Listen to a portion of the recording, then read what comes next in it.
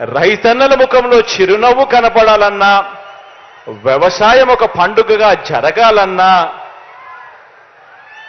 ఏమి జరగాలన్నా కూడా ఇలా బటన్ నొక్కడం, నేరుగా చెల్లెమ్మల కుటుంబాల ఖాతాల్లోకి డబ్బులు రావడం, ఇవన్నీ జరగాలన్నా ఒక వాలంటీర్ పొద్దున్నే చిక్కటి చిరునవ్వులతో మీ ఇంటికే వచ్చి బాగున్నావా అవ్వా అని చెప్పి ఒక మనవరాలిగా ఒక మనవడిగా పెన్షన్ డబ్బులు మీ చేతిలో పెట్టాలన్నా, ఇవన్నీ కూడా కేవలం ఒక్క మీ బిడ్డ ముఖ్యమంత్రి స్థానంలో కూర్చుంటే మాత్రమే జరుగుతాయన్నది మాత్రం మర్చిపోవద్దండి. పొరపాటు జరిగిందనంటే ఇక బటన్లు నొక్కడం, మీ ఇంటికి నేరుగా వచ్చే కార్యక్రమానికి తెరమరుగుపడుతుంది. మళ్ళీ గ్రామాలలో జన్మభూమి కమిటీలు వస్తాయి. మళ్ళీ ఎక్కడ పడితే అక్కడ లంచాలు, వివక్ష అనేది మళ్ళీ ఎక్కడ పడితే అక్కడ వస్తాయి. పేదల బ్రతుకులు, పేద పిల్లల చదువులు అన్నీ కూడా ఆవిరైపోతాయి, అంధకారమయమైపోతాయి. పేదల భవిష్యత్ బాగుపడే పరిస్థితి నుంచి పూర్తిగా అన్యాయమైపోయే పరిస్థితి ఉంటుంది అన్నది మాత్రం ఖచ్చితంగా అందరూ కూడా గుర్తెరగమని చెప్పి సవినయంగా కోరుకుంటూ ఇక బటన్ నొక్కే కార్యక్రమానికి శ్రీకారం చుడతా ఉన్నాను.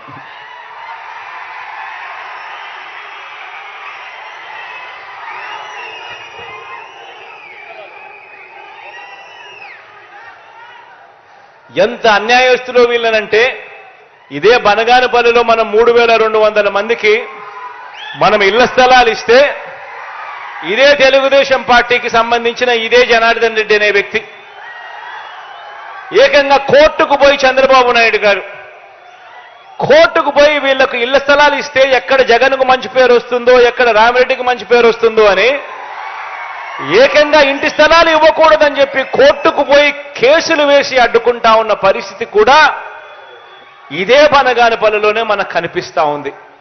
ఇక ఆలోచన చేయండి, పేదలకు ఇల్లులు ఇస్తా ఉంటే, అక్క చెల్లెమ్మల పేరిట ఇళ్ల పట్టాలు ఇస్తా ఉంటేనే ఇంత యుద్ధం చేయాల్సి వస్తా ఉంది అని అంటే, అక్క చెల్లెమ్మలకు ఇళ్ల పట్టాలు ఇవ్వాలన్నా యుద్ధం చేయాలి, గవర్నమెంట్ బడులలో నాడు నేడు చేయాలన్నా యుద్ధం చేయాలి, గవర్నమెంట్ బడులలో ఇంగ్లీష్ మీడియం తేవాలన్నా యుద్ధం చేయాలి, గవర్నమెంట్ బడులలో పిల్లలకు గొప్ప చదువులు చదివించాలన్నా యుద్ధం చేయాలి అని అంటే ఎటువంటి రాక్షసులతో మనం యుద్ధం చేస్తా ఉన్నామన్నది అందరూ కూడా గుర్తెరగమని కోరుకుంటూ, ఈ కోర్టు కేసు కూడా దేవుడి దయతో రేపో మాపో జడ్జిమెంట్లు కూడా వచ్చే కార్యక్రమం కూడా జరుగుతుంది. హియరింగ్ అంతా అయిపోయింది కాబట్టి రేపో మాపో ఎప్పుడో ఓ వారం రోజుల్లోపే దేవుడి దయతో మంచి శుభవార్త కూడా ఈ 3200 కుటుంబాలకు కూడా వస్తుంది అని కూడా ఈ సందర్భంగా సగర్వంగా సవినయంగా తెలియజేస్తా ఉన్నాను.